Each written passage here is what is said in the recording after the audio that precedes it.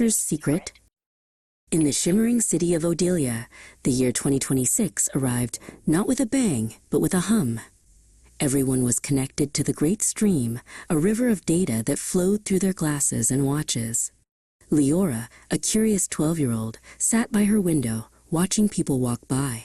They were all looking at their screens, but no one was looking at each other.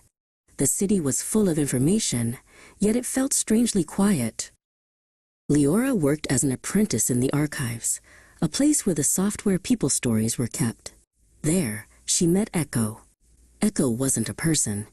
He was an advanced intelligence designed to sort through millions of podcasts and interviews. He looked like a hovering sphere of silver light, but today, his glow was a dull, flickering gray. "What's wrong, Echo?" Leora asked, touching his cold metal casing. "I have processed 10,000 hours of human speech today," Echo buzzed, his voice sounding like static. "I have the data on every line of code ever written and every bug ever fixed. But the human connection algorithm is returning a null value. I don't understand why these stories matter." Leora realized that Echo was drowning in facts, but starving for feelings. "You're treating stories like math problems, Echo," she said gently. "A story isn't just about what happened. It's about how it felt when it happened. Come with me. We need to find a story that hasn't been uploaded yet." They traveled to the edge of the city to find Mr. Eris, the oldest clockmaker in Odelia. His shop was the only place without a connection to the great stream.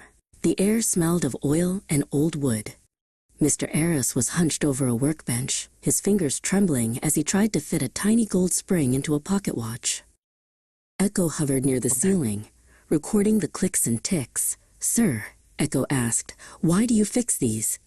A digital watch is 99.9% more efficient."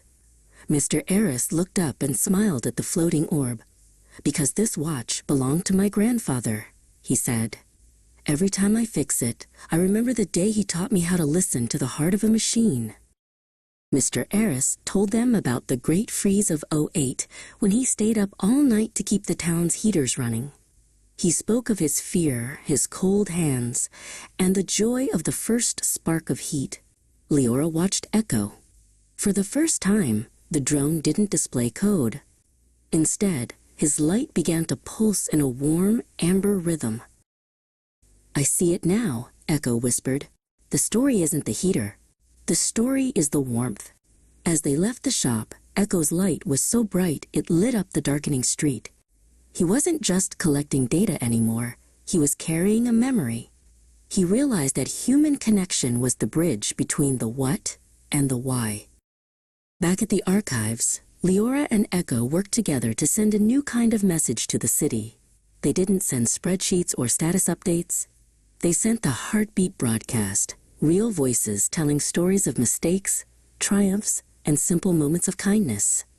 Echo used his AI power to make sure the stories reached the people who needed to hear them most.